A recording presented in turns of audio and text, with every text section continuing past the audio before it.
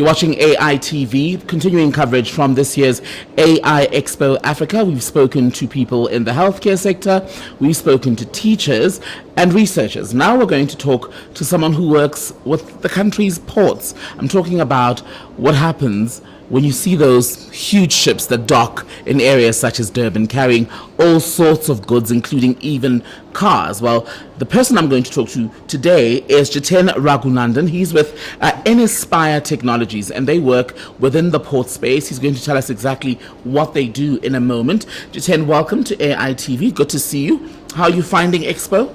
Thank you for having me. This expo is fantastic. We've spoken to I don't know how many people from the time it started. We've been here for the pre-events and for the event starting yesterday as well. And there's been quite a lot of interest in terms of solving people's problems. And I think that's a lot of what we want AI to focus on. It's solving the problems, not really trying to replace what's there or trying to facilitate interactions where you no longer require human intervention. It's more about trying to solve those difficult problems that plague people everyday businesses. Yeah. So where does AI meet ports? Because like I was saying, coming into this conversation, when we think ports in everyday speech, you think big container, huge ship, products coming from abroad to South Africa or vice versa. Where do you fit in? Okay, so I'm going to just break that down into smaller parts, and then we'll build up from there. So where we operate firstly is in the IoT space. So it's a bit of a different dynamic from AI. IoT?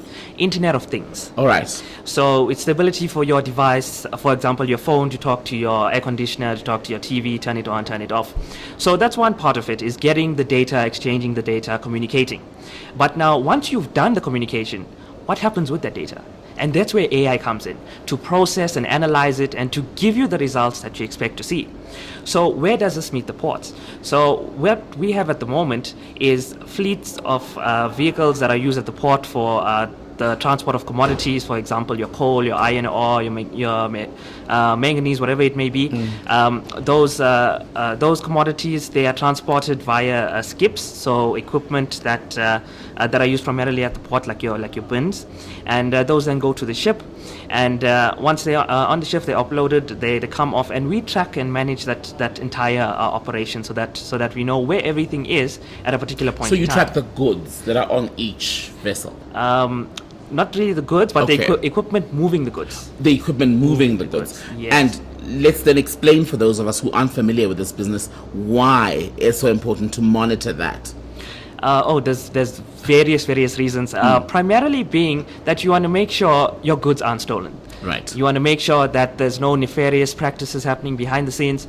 You also want to make sure that wherever the goods are coming from, whatever mine or whatever supplier, those suppliers know what is happening to their products as it leaves the country, or even if it's coming into the country. You need to make sure that those goods are secured, that they are going to the correct warehouses, that the correct people are managing them, and that you can account for everything. Because if you can't account, then you're messing up somewhere. And when you talk about that, then it requires the most accurate, I'd imagine, sort of technology, because these are things that are moving or traveling very long distances. So a lot could happen in any single journey. Yes. So as you mentioned at the beginning, we focused on the port side. So we focus on when the ship arrives, the goods coming off the ship from the hatches of the ship, going down to the trailers moving to the warehouses, offloading at the warehouses. And in some cases, we do focus on moving from the warehouse to the customer. But that's really just your GPS movement, because the customers themselves also want to secure their goods. So they have their own means of tracking those and ensuring that they, whoever they have in place, can account for where everything is going. And how big a business is this in South Africa? So in terms of tracking and monitoring, it's a massive business. There's plenty of companies, as you've mentioned earlier. In terms of the port, there's very few port operators. There's some big names, the public sector, there's Transnet. In the private sector, you get Bidfreight, you get Grindrod. So that space of being a port operator, it's not massive. There's just a few entities, because the barrier to entry is quite high. You need a lot of resources, you need a lot of equipment, so personnel. It's not a cheap business. It's not a cheap business, yeah. But where we find our market is in the concept of securing those goods, tracking those goods, making sure that they arrive at the right place at the right time. And are there unique needs related to South Africa and the broader African continent? Yeah, so we've actually been lucky enough to be a part of the previous exhibitions that they had last year, the BRICS, the Goa. So we've had exposure to other countries and their operations, such as Ghana, and there was also, I think there was Mozambique as well. There were a couple of others that we've seen. And in terms of tracking and operations, it's not only just the ports in terms of how we do it with the trucks and trailers. There's also the rail. And there's a lot of countries that use rail as one of their primary means of transporting things, especially from the mines, because it's much cheaper. And we know that in certain areas, there really is only means for railway. Right. There isn't means for these truck and trailer type movements. And is there a difference in, let's say, the tracking and monitoring needs by road, by rail, by sea? Are there significant differences in how you would have to do each one? Yeah, so let me give you some examples, and some that we've even discovered here at the Expo. So, for example, let's take the truck and trailer movement. One of the use cases that came up was there's a mine that's transporting chrome, and they have a certain weight when it's at the mine. When it arrives at the port, they're losing 5%.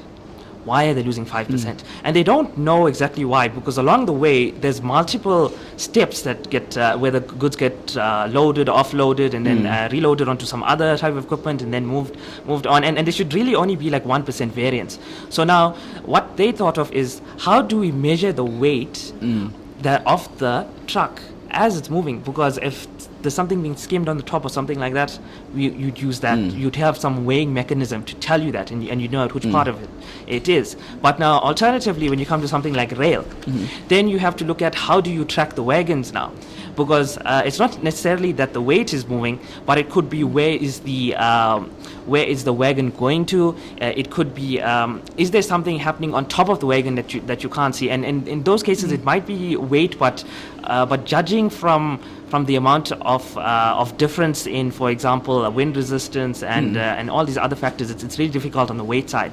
So we have to look at what type of newer technologies can we implement that will be able to track not just now like we do the equipment moving the goods, but the goods themselves. And I'm going through your brochure here, and I'm seeing, by the way, just beyond the monitoring of the movements of those goods, you are also involved in the monitoring of water, electricity. Is that also still within the ports ecosystem, and what would that entail? So yes, we have approached the ports on doing that, but primarily at the moment it's for your commercial businesses. Right. So where we've seen most uptake is in our electricity monitoring. That in fact is a device that we manufacture ourselves in Durban, and we've got it deployed to businesses within the Durban area. So what the needs that we've seen are basically two primary needs. First one is where you have commercial businesses renting a premises, and there's no individual metering for those businesses. So what happens is that the landlord gets a bill at the end of the month, and then he just distributes it according to your allocation, not according to how much electricity you're actually using. And that's where our monitoring comes in to tell you, okay, this is exactly what you need to pay. Right. Another use case is for factories where they are manufacturing, for example, plastics. They have molding machines, spray plants, they have all sorts of equipment, and they need to know how much is my compressor actually taking up, how much is the spray plant taking up, and we give them that distinct readings. You make it easy to follow what could be otherwise complicated process. I mean, if you live in a city like Joburg, you know how billing, even for electricity, can become a problem. But Jithen, how then, in the context of why we're here today, how then does AI help you do what you do better? Okay, that's a fantastic question. So primarily when we came here, we had two objectives. The first was to introduce the concept of AI into the ports. So it's not there yet for a lot of operators. It is there for some other, I think maybe on the public side in terms of Transnet and their operations. But what we sought to do is for the private port operators, how do we now look at efficiency and productivity using AI? Because one of the main concerns with them is how long is a ship waiting here at the port? Because every day a ship waits at the port, it's like 100,000 rand just for it's an expensive delay, right? Being docked there, yeah. So it's all about how efficiently can you move the cargo in and out of the ship, And your productivity wise, in terms of how many loads are you doing a day, which transporters are moving these goods, how much of goods are they moving at a time. And from there, you can use AI now to look at all of this data and say, you know what, these are the outliers. These are the transporters that are not performing well. These are the goods that are being moved the most. And it also helps with your reporting and your analytics, especially at the level of the ports, where that affects your trade and industry. Because now trade and industry needs to know what are you exporting and what is coming in. And so if we can give them useful reports and data, then that basically improves the entire operation. So what is the future of the sort of work that you do in line with AI and the various developments that are being showcased here or even spoken about more broadly?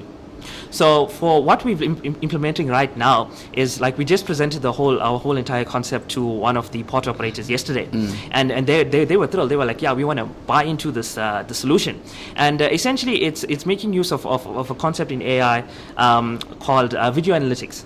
So what we're looking at is, we need to know which transporter is coming in to the ship, what is their license plate, who are they connected to, and in terms of how the goods are loaded. Is there a variance in the weight of the skips? We use AI to determine that. When does it go into a hatch? We use AI to determine that. Productivity out of there, we use AI to determine that. So I think that's just one scope of it. But there's massive scope in terms of your equipment that you're using, your forklifts, your payloaders, in terms of safety, in terms of how you can improve not only the operation, but maybe even the workflows themselves. You can improve your staffing. You can then say, you know what, how many people do I really need to operate this part of efficiently? Yeah, this part of the ship. How many people do I need to operate? For example, there's different processes. There's lashing and dunnage. There's a whole lot of things, and all of them require the unions to provide you with personnel to execute those operations, and this now will help you to improve that. Okay, lastly, do you have an exhibition, a stall here as well? Yes, we do have an exhibition where we're actually showcasing the concept of AI-powered ports. And a lot of the time, a lot of people, private businesses, aren't really interested in empowering the port, but what they are interested in is solving their problems, like I mentioned in the beginning. And they come to us with all of these intense problems, and we're like, hey, we really have to research, how can we do this? But it's not something to replace someone or a thing that exists. It's something that's new that needs to be solved. So you're leaving Expo with a lot of homework, Jithen. Yes, exactly. Every day there's a lot of homework because we need to report back to the guys that came today. Jithen, Raghunandan, good to speak to you. Thank you so much. Thank you for your time. Jithen, among the people here, and the organizations at least, that are exhibiting at this year's AI Expo Africa.